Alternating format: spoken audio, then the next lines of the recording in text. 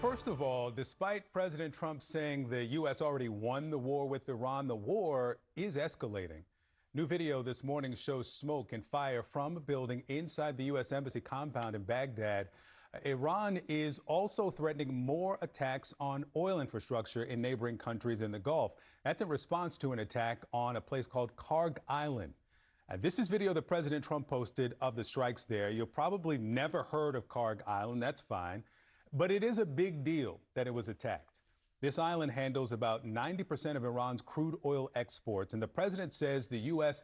totally obliterated every military target. The military says 90 Iranian military targets were hit, including mine and missile storage facilities, but oil infrastructure was not hit for now. The president says that's still on the table if Iran keeps blocking ships from taking oil through the Strait of Hormuz. So what now?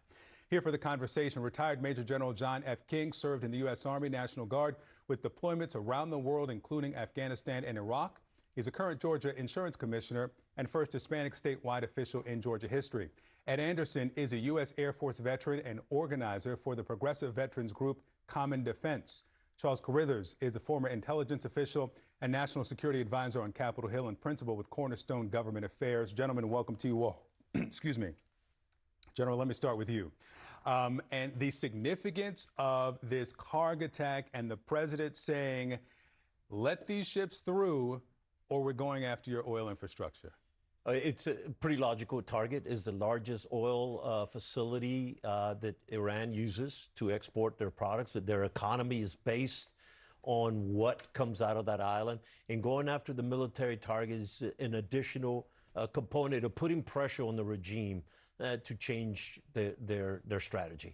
It makes perfect sense. Now, the president also the Pentagon is deploying now these Marine Expeditionary Unit, one of them to the region, 2,500 Marines and sailors.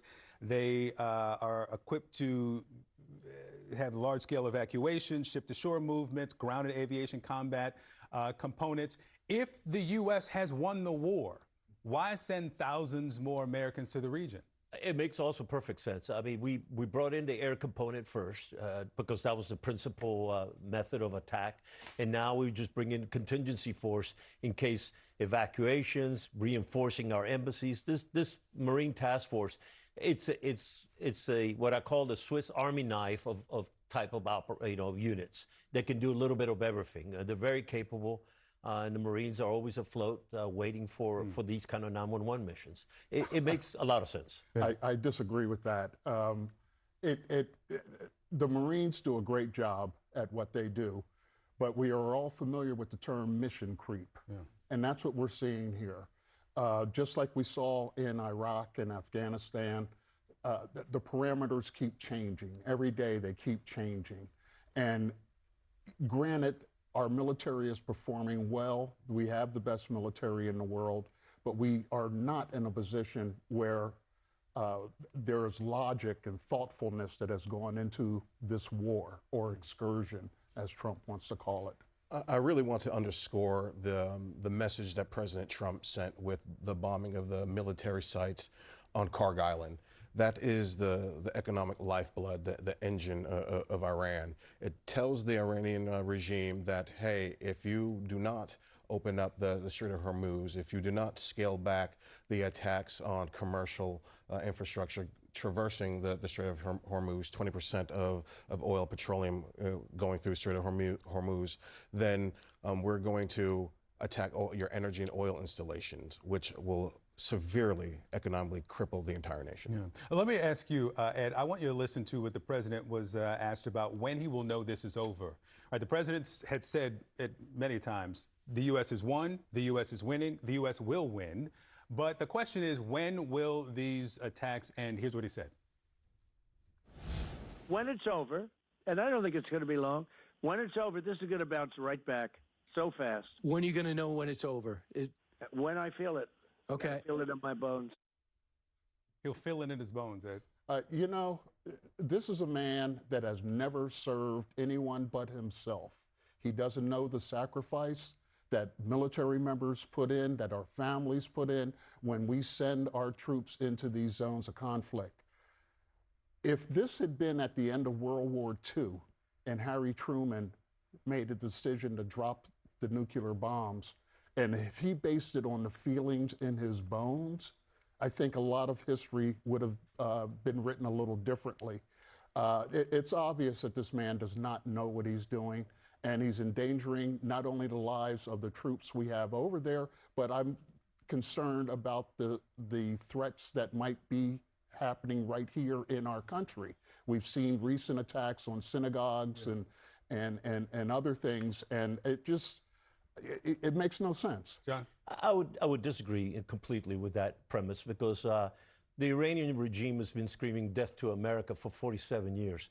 I am personally biased. I had soldiers that were injured and killed in Iraq as a result of the Iranians bringing in explosive form materials into southern Baghdad. And so, how long will it take the United States to start, understanding that this regime wants death to America? We ought to believe what they say when they say death to America. That wasn't the question. The question is, when will he know it's over? It's not set on, at least from that answer, right? Well, no metric, no objective, no specific check mark of a list of accomplishments for the country. I will tell you, there is a check mark. They're just not disclosing it. I mean, did we have nobody was screaming about timelines when we were pounding Libya and we did a regime change. Nobody whispered anything about timelines to the Obama administration, but we're applying that standard this time? So that's different. I mean, no, it is not different. It is absolutely not different. Sure is. We have troops on the ground. Nobody whispered a claim,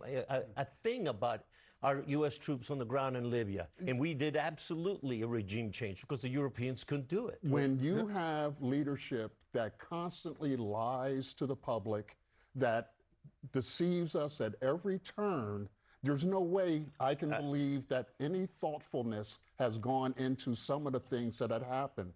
I understand, that there are professionals that deal with targeting and things of that nature, but you have a man that didn't even know when the daggone war started, then refused to call it a war, and now is calling it an excursion. He has no idea what he's doing. Charles, let me get Charles in here. Yeah, the reality on the ground is this. This conflict originally had 3 actors. It's now been 14 days, and there are at least 14 different countries involved in this conflict. So in scope, this conflict has expanded. We've seen attacks throughout the entire Gulf. We're seeing attacks in Israel. And now we have this real and pervasive threat that we have to consider in the homeland. Iran has been a state sponsor of terrorism since 1984, and that should not be taken lightly. Now, again, we've seen the unfortunate attack on Old Dominion University, Temple Israel in Michigan. Now, those 2 separate attacks, while investigation is ongoing, the timing of such attacks should be taken very seriously. And we're going to have a conversation. I want to bring you all back later in the show to talk about the threat to the homeland, especially in this moment where DHS is not fully funded. But one more on the war here. The president's PAC, Never Surrender, is fundraising. And they're using an image. I want to put it up on the screen. They're using an image from the dignified transfer of those 6 soldiers last week. You see in the background President Trump, but in the foreground is the flag-draped casket of one of those dead service persons. Ed, as a representative of a veterans organization, your thoughts on this fundraising appeal and using this image? I was immediately disturbed by that. Not only is it an opportunity for Trump to sell merch, it dishonors the sacrifice that these troops made. It just blows my mind. We have watched over the years caskets come back with the sons and daughters who have made the ultimate sacrifice. And General King, I appreciate your service and your time in a combat zone. And I know it's been difficult for you to write those letters to the families of fallen soldiers, but for this man to take the opportunity to minimize, in my opinion, the sacrifice these troops made just so he can sell a damn hat, is beyond belief. This is actually an appeal to get people to join his national private club, where he says, "You'll receive my private national security briefings, unfiltered updates on threats facing America." Now, that can't, of course, be the presidential daily briefing, but this is the photo that the president is using to, or not the president, I should say, that the PAC that supports the president is using for fundraising. I want all of you to stay